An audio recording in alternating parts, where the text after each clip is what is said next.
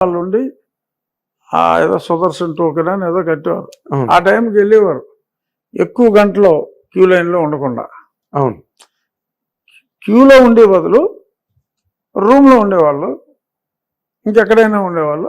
ఆ టైంకి 2 గంటల ముందో 3 గంటల ముందో వచ్చి దర్శనం చేసుకునే సిస్టమ్ ఉంది అక్కడ ఇంత మునుపు. ఆల్రెడీ ఎగ్జిస్టింగ్ అండి అది. కరోనా టైంలో తర్వాత కొన్ని అలా గ్యాప్ వచ్చేసి అంతకుముందు ఉన్న మంచి సిస్టమ్స్ని పక్కన పెట్టేశారు. ఇప్పుడు కాలినడకన వచ్చే భక్తుడికి ప్రయారిటీ పెట్టారు. That was a good decision. Priority అవును.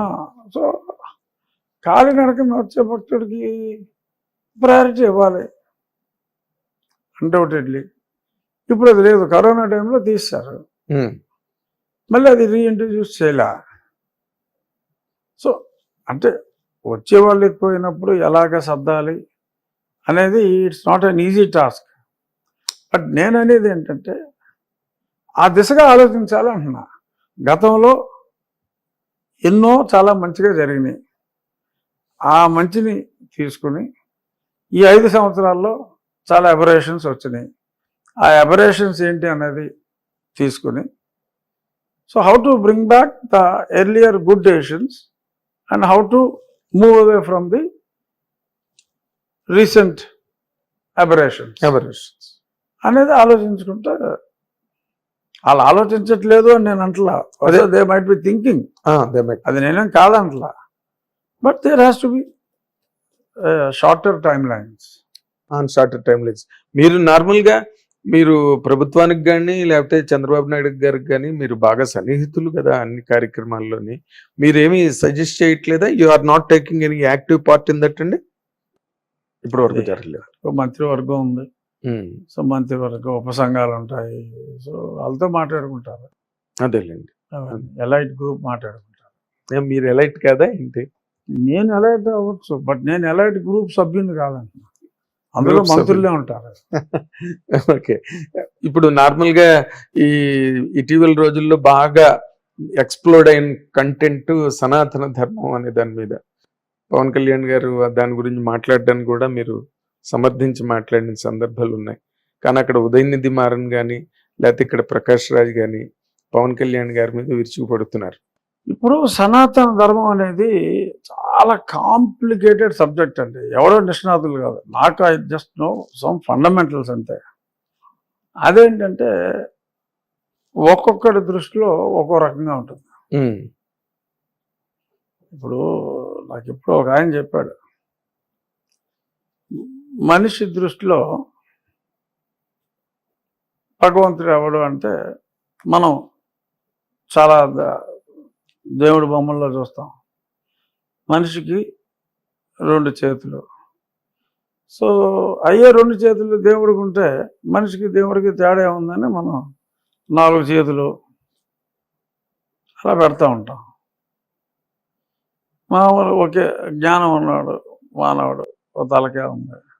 బ్రహ్మ మహాజ్ఞాని చతుర్ముఖుడు 4 తలకాయలు. మన విజువలైజేషన్ అది. సో అలాగా ఒక చేమ దృష్టిలో దేవుడు ఎవరు, దేవుడు ఎలా ఉంటాడు, మనిషి 6 చేతులతోటో లేకపోతే 4 తలకాయలతోటో దేవుణ్ణి సృష్టించుకున్నట్టు మన విషయంలో ఒక చేమని నీ దృష్టిలో భగవంతుడు ఎలా ఉంటాడని అనుకుంటున్నావు అని అడిగితే ఆ చేమ ఏమంటుందంటే నాకు కొట్టడానికి ఒక కొండ అని ఉంటుంది. సో గాడ్కి 2 కొండలు ఉంటాయని చెప్పి చీమ భావిస్తుందంట. అంటే దాని విజువలైజేషన్లో దానికి ఒకటి ఉంటే దేవుడు చీమకి 6, దేవుడికి 2 కొండలు ఉంటాయి. బహుశా much superior than that original ant. అలాగా ఈ సనాతన ధర్మం కూడా ఒక్కొక్కరి దృష్టిలో ఒక రకంగా ఉంటుంది. అవునండి. సో ఎందులో అయినా మంచి చెడు ఉంటాయి. సో వాళ్ళు మాట్లాడే పాయింట్ ఏంటంటే ఈ వర్ణ విభజన అనేది సనాతన ధర్మంలో ఉంది. ఆ వర్ణ విభజన వలన ఈ కుల వివక్షలన్నీ వచ్చినాయి. సో కాబట్టి బికాస్ ఆఫ్ ఆ వర్ణ వివక్ష వలన అదే సనాతన ధర్మం అని చెప్పి వాళ్ళు అనుకుని దానికి వ్యతిరేకంగా వాళ్ళు మాట్లాడుతున్నారు. వాళ్ళ అర్థం చేసుకున్న సనాతన ధర్మం ప్రకారం వాళ్ళు మాట్లాడిన దాంట్లో తప్పు ఉందని నేను అంటలా. That is their perception and their information or knowledge on that particular Sanatana Dharmam, their understanding. So ఒక్కొక్కరికి ఇప్పుడు original purpose of creating the caste system is totally different. Chaturvarna model ఎందుకు అంటే ఒక్కొక్కరికి ఒక నిర్దిష్టమైన పని అప్పచెప్పకపోతే సమాజంలో అందరూ కలిసి బ్రతకాలి అంటే కొందరికి కొన్ని పనులు అప్పచెప్పాలి. ఆ వృత్తి ప్రావీణ్యం వాళ్ళకు ఉంటుంది. సో అలాగా కమ్మరని, కొమ్మరని, వడ్రంగని అన్ని రకాల క్రాఫ్ట్స్కి ఇప్పుడు ఒక వడ్రంగి వాళ్ళ కుమారుడికి వచ్చే వాళ్ళకి ఆ పని నేర్పుతాడు. కాబట్టి మనకి సమాజం అవసరానికి ప్రతి క్రాఫ్ట్లోనూ నిష్ణాతులు ఉండేలాగా పెట్టారు. ఆ రంగంలో అప్పుడు ఎవరు ఆ రంగాన్ని ఎంచుకుంటే వాళ్ళు ఆ కులం అని చెప్పుకున్నారు. అవును, మొదలైంది యాడమ్ అండ్ ఈవా, లేకపోతే భగవంతుడు ఒక స్త్రీ పురుషుని సృష్టించడా, ఒక్కొక్క మతంలో ఒక్కొక్క రకంగా ఉంటుంది. అవును, బట్ మొదలైంది ఎగ్జిస్టెన్స్ మొదలైంది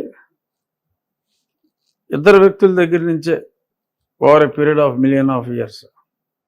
ఎందుకు వచ్చినాయి అంటే అందరూ కలిసి ఉండాలి అంటే అందరూ ఒకే పని చేస్తే మిగిలిన పని చేయడానికి ఎవరు ఉంటారు, అందుకని చెప్పి ఒక డివిజన్ లాగా పెట్టారు. సో అది మిస్అండర్ అయి ఉండొచ్చు, కొంతమంది వివక్షకి గురై ఉండొచ్చు. But that is not the mistake of the original మనం. ఆ తర్వాత మనం దాన్ని ఎక్స్ట్రాపోలేట్ చేసి మిస్ఇంటర్ప్రెట్ చేసి చేసుకుని తెచ్చుకున్నాం. సో పర్హాప్స్ తమిళనాడు వాళ్ళు ఆ మిస్ఇంటర్ప్రిటేషన్ తప్పు అంటున్నారేమో. డెఫినెట్గా వర్ణ వివక్ష అనేది తప్పు. వివక్ష గురించి అది పెట్టలా. సమాజంలో 10 మందికి 10 మంది ఉపయోగపడటం కోసం ఒక సిస్టమ్ని తీసుకొచ్చింది చాతుర్వర్ణం అని ముందు పెట్టుకున్నది. ఆ శూద్రులు అన్న కేటగిరీలో అన్ని ఇతరులు ట్రేడింగ్ ఒకటి ఉండాలి, అక్కడి నుంచి ఇక్కడికి, ఇక్కడి నుంచి అక్కడికి తెచ్చి అమ్మేవాడు. సో అప్పుడు ఎవరైతే అందులో ఎంచుకున్నారో వాళ్ళు వైశ్యులుగా పరిగణించబడ్డారు. వేరే వాళ్ళు కూడా చేస్తుంటారు. సో అది ఒక పర్పస్ కోసం, ఇక్కడ ఉన్న సమాజం కోసం అప్పుడు పెద్దలు రాసింది అది. ఇలా ఉంటే బాగుంటుందన్నారు, ఇంప్లిమెంట్ చేశారు. అది ఎందులో అయినా కొంచెం వెర్రి పొంతులు తొక్కుతాయి. సో కాబట్టి మంచి గురించి ఒకళ్ళు మాట్లాడి ఆమె సనాతనే అని కళ్యాణ్ గారు అని ఉండొచ్చు. అవును, దానివల్ల వచ్చిన దుష్పరిణామాలని చూసి అది కరెక్ట్ కాదని చెప్పి ఉదయనిధి స్టాలిన్ మాట్లాడచ్చు. So in their view both are right. అతని పర్సెప్షన్లో అతని రైట్.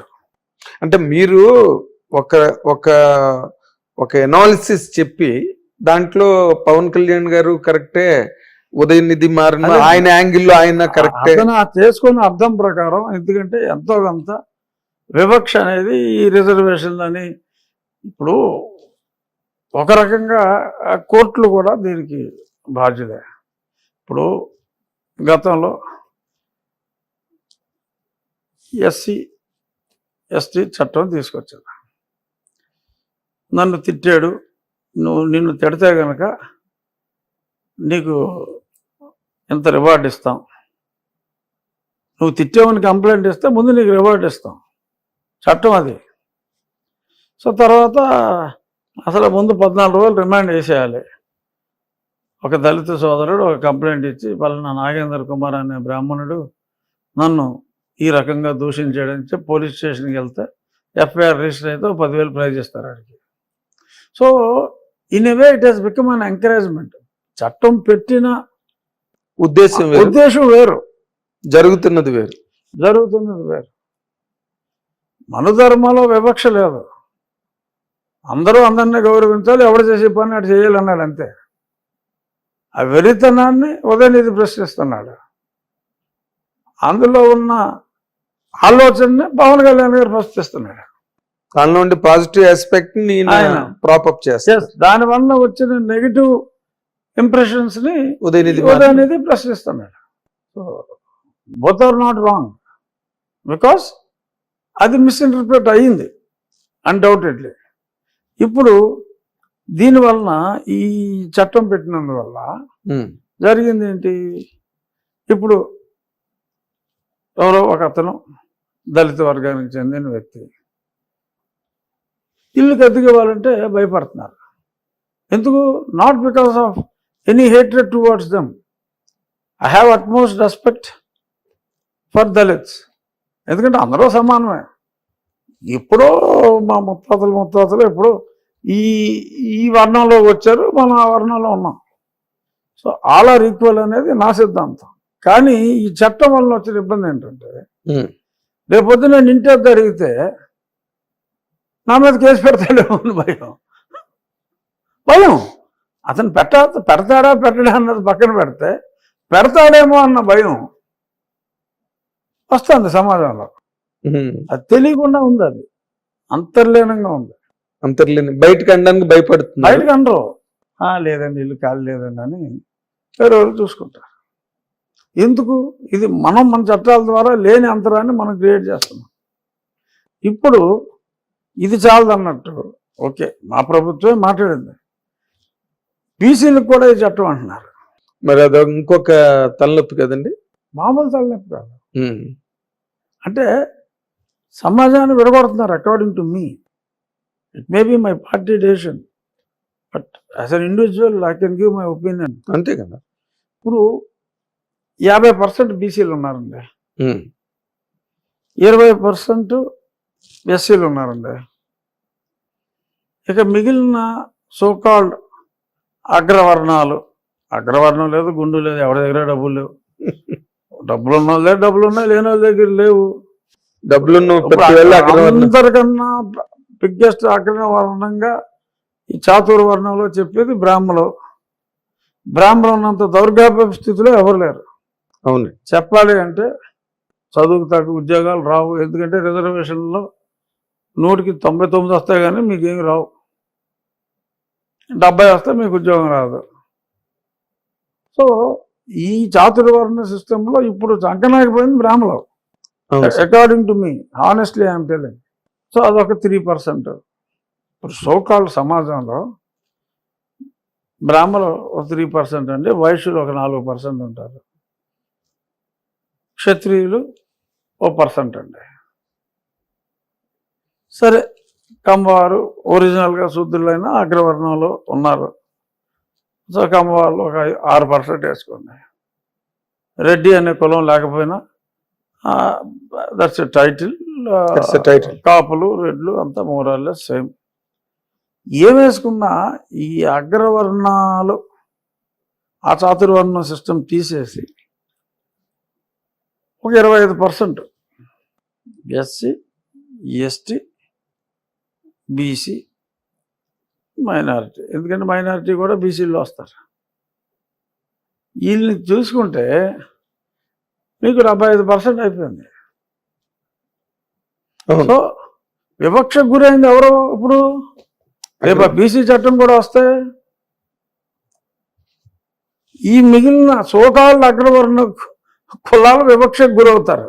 చాలా స్పష్టంగా కనిపిస్తుంది కదా, మీకు అర్థమవుతుంది. ఇప్పుడు హ్యాపీగా అందరూ కలిసి ఉన్నాం. ఒక అక్కర్లేని హక్కుని ఓట్ల కోసం ఇంకా దేనికోసం నువ్వు ఇచ్చి, అలా అడగని హక్కు, అక్కర్లేని హక్కు. ఎవడన్నా ఉద్యమాలు చేశాడా? మేము వివక్షకు గురవుతున్నామని. ఇప్పుడు అసలు వివక్షకు గురయ్యేది ఎవరు తెలుసా? వైశ్యాసు, బ్రాహ్మిన్స్. నేను ప్రత్యక్షంగా చూస్తున్నా. బ్రాహ్మణుడు అంటారు, బ్రాహ్మణుడు అని పలకడం కూడా కష్టమే. ఆ బ్రాహ్మణుడే అంటారు. ఇప్పుడు అసలు స్కూల్లోనేమో తెలుగు తీసేస్తున్నారు,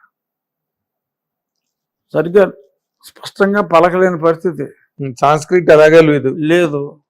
ఇప్పుడు బ్రాహ్మణుణ్ణి బ్రాహ్మణుడు అంటారు.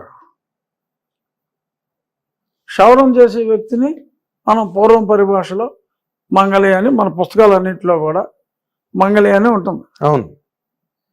ఇప్పుడు నాయి బ్రాహ్మణుడు అనకపోతే అతను కేసు పెట్టచ్చు, అనకపోతే పెట్టచ్చు. ఎస్. బ్రాహ్మణున్నేమో బ్రాహ్మణుడు అంటే నీకు దిక్కుమొక్కు లేదు. కరెక్ట్. ఒక నాయి బ్రాహ్మణుడిని అంటే నాయి బ్రాహ్మణుడు అన్న పదం ఉందని అసలు ఇవాళ ఉన్న ఇంగ్లీష్ మీడియం ఎడ్యుకేషన్లో లేదు.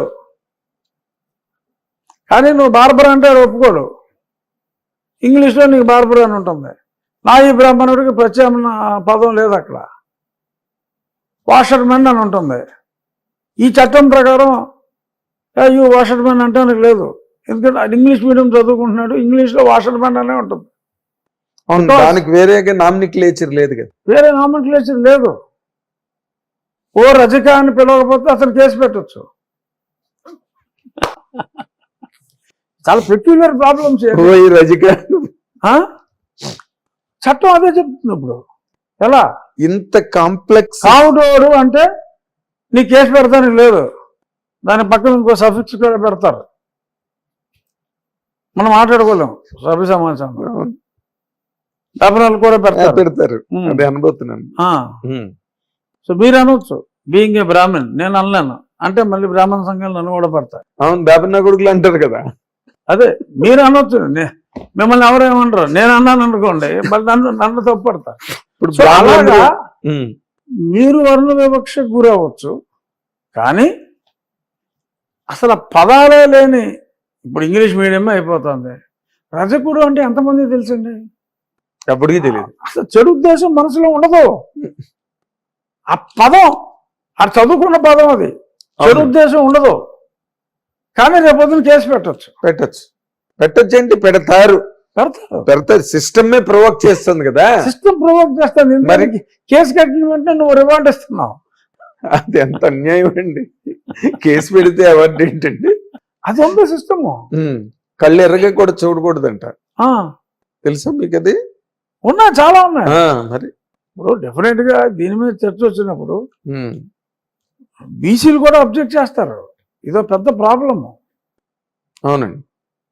మళ్ళీ మరి దీన్ని ఎస్సీ ఎస్టీ అట్రాసిటీని ఎలాగ మిళితం చేస్తారు అంటే, ఒక దళితుడు బీసీ మీద కేసు పెట్టచ్చా? ఈ బీసీకి ఇచ్చే హక్కులో దళితుడి మీద కూడా కేసు పెట్టవచ్చా? ఒక దళితుడు పొరపాటున ఓ మంగళయానో చాకలానో అంటే వీళ్ళు ఎస్సీ మీద కేసు పెట్టవచ్చా? ఎక్కడికి వెళ్తున్నాం మనం? మీరు కేసులు పెట్టుకుని చావండి రానా? అరే అందరూ కలిసిపోయాం, అందరూ హ్యాపీగా ఉన్నాం. అక్కర్లేని హక్కు నువ్వు ఇచ్చి ప్రొవోక్ చేసి మనుషుల మధ్యన, కులాల మధ్యన అంతరాలు సృష్టిస్తున్నాయి ఈ చట్టాలు అనేది నా అభిప్రాయం. కాదు సార్, ఓ పక్కనేమో సనాతన ధర్మం అనేది అంత పెద్ద ఫైటింగ్ ఓ పక్కన జరుగుతున్నది, ఇంకో పక్కనేమో క్రిస్టియానిటీ అని చెప్పి జగన్మోహన్ రెడ్డి గారు ఆయన చేస్తున్నాడు. వీటిలో మళ్ళీ బీసీ చట్టం తీసుకురావడం ఏంటండి? How far it is correct and relevant? కాదండి, బీసీలకి మీరు మంచి చేయండి, మీ ఓట్లు రాజకీయం అది ఎవరికైనా చేయించండి, దానికి చట్టం ఎందుకు? దాన్ని ఇటువంటి చట్టం ఏది, ఈ చట్టం వేరు. ఈ చట్టం ఏంటి? బీసీ వివక్ష చట్టం. ఒక ఎక్సెప్ట్ యాపలోని, కావటోని, రాజుగారిని, ఖమ్మోడిని, ఇంకా 1-6 కులాన్ని తప్ప ఇంక ఎవరిని కూడా అది కాపాడే అంటే తప్పులేదు. అది వ్యాపారంగా తప్పులేదు. బట్ నువ్వు ఆడు డాష్ ఆడరా, ఈడు డాష్ ఈడురా అని మనం తరతరాలుగా మాట్లాడుకునేది మాట్లాడితే అది కేసు కట్టేయచ్చు. మిమ్మల్ని వేపన డాష్ అంటే మీరు కేసు కడతానికి లేదు. అవును. మీరు పొరపాటున అతని పేరు మర్చిపోయి "రేయ్" అని వృత్తితో పిలిచారండి. చూడండి, మీలాంటి త్రిపులార్ కూడా ఆ మాట అనడానికి భయపడుతున్నారు ఇంటర్వ్యూలో. అవును, కేసు పెడతాడు ఎవడో. కేసు పెడతారు. రేపు చట్టం వచ్చిన వెంటనే అప్పుడు ఇలా మాట్లాడాడని. సో అంతరాన్ని అక్కర్లేని చట్టాలు తీసుకొచ్చి పెంచుతున్నారు ఓట్ల కోసం. అది కరెక్ట్ కాదు అనేది నా అభిప్రాయం. సరే, రేపు వెళ్ళిపెట్టినప్పుడు నా అభిప్రాయం నేను చెప్పొచ్చు. సరే, మెజారిటీ ఏమంటే అదే నడుస్తుంది, అది వేరే విషయం. కానీ at least people should understand. People పరిపాలకులు తీసుకొచ్చి ప్రజల మీద రుద్ది మళ్ళీ ప్రజలు ఇంకేం ఆలోచిస్తారండి? అదే టబాకో గూడ్స్ అన్ని రోడ్డు మీద పెట్టి అమ్మి వాడద్దు చచ్చిపోతారని చెప్పినట్టు ఉంటుంది. ఎదురుగుండా అవైలబిలిటీలో పెట్టి వద్దొద్దు అని సినిమా థియేటర్లో చావు కొడతారు. లోపలికి వెళ్ళి మనం ఏదో ఎంటర్టైన్మెంట్ కోసం అని కూర్చుంటే, ఇప్పుడు ఇది కూడా అలాంటిదే. చట్టం తీసుకొచ్చి పెట్టి ప్రజలారా మీరు ఆలోచించండి అంటే ఏం ఆలోచిస్తారు? వీడిని ఎలా ఇరికించాలి, వీడిని ఎలా చావు కొట్టాలని ఆలోచిస్తారు. చూడండి, అసలు రేపు ఆ చట్టం కూడా వచ్చాక ఎన్ని కోర్టు కేసులు పెరుగుతాయి, కోర్టులు పెరుగుతాయి, లాయర్లు బాగుపడతారు, వృత్తి బాగా వృద్ధి చెందుతుంది, లాయర్ వృత్తి. మళ్ళీ ఇప్పుడు అందులో కూడా ఇప్పుడు 50% బీసీలు ఉన్నారు కదా, ప్రతి కులానికి హక్కులు ఇస్తున్నారు. ఆ ఇంటర్ కులాల్లో కూడా మళ్ళీ కేసులు కట్టుకుంటారు.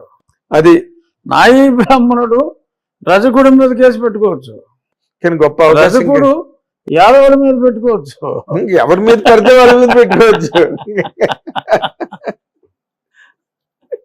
ఈ 4 వర్ణాలు మాత్రం గట్టు మీద నిలబడి చూస్తుండని తప్పితే వీళ్ళు మంచి చెడు తెలిసి కూడా ఏమి ఏంటంటే మనం ప్లాస్టర్ వేసుకుని తిరగాలి.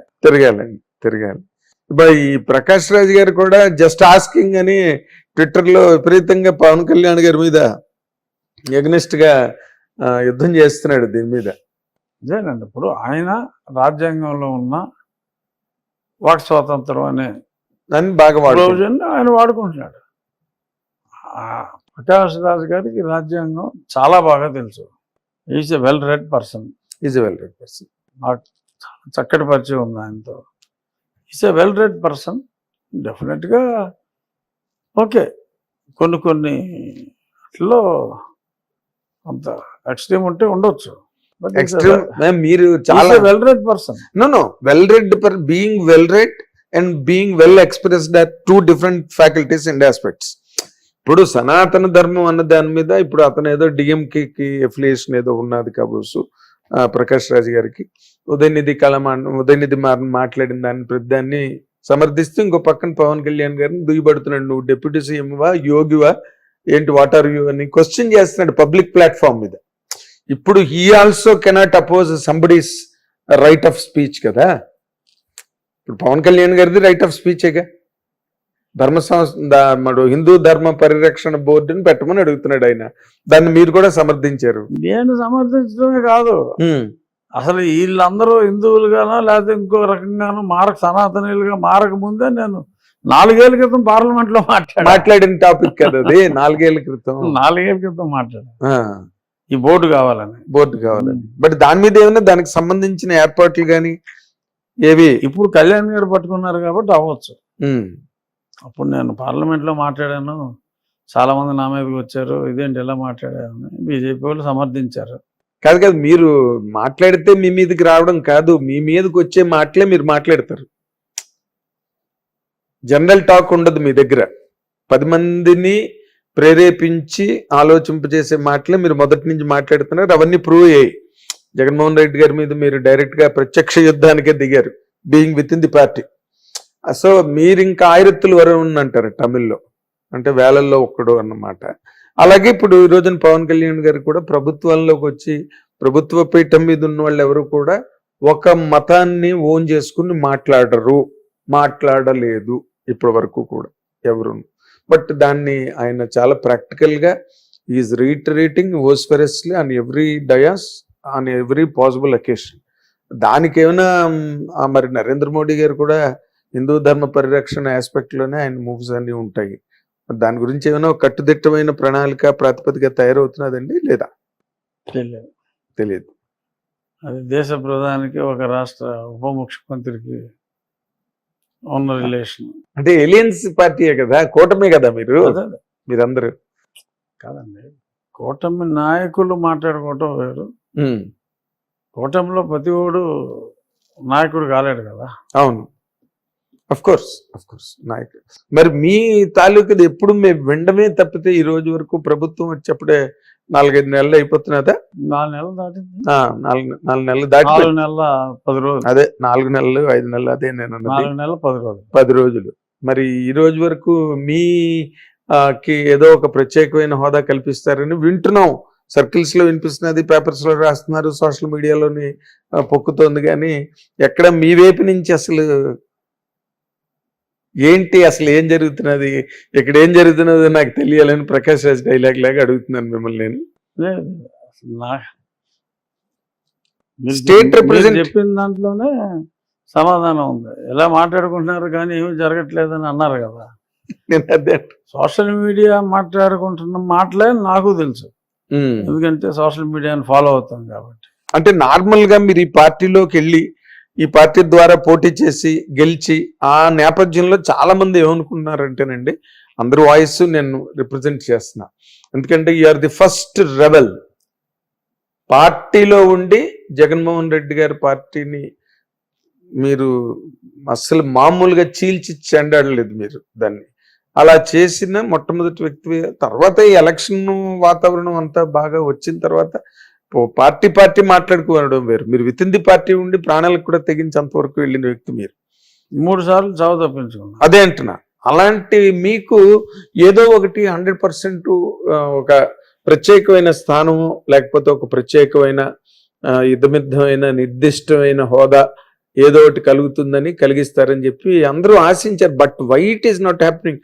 మీకు తెలిసినంత వరకు, మీ అబ్జర్వేషన్ వరకు, what is blocking you? Blocking మీయా? What is blocking the leaders అనేది మనం అడగాలి, అంతే తప్ప.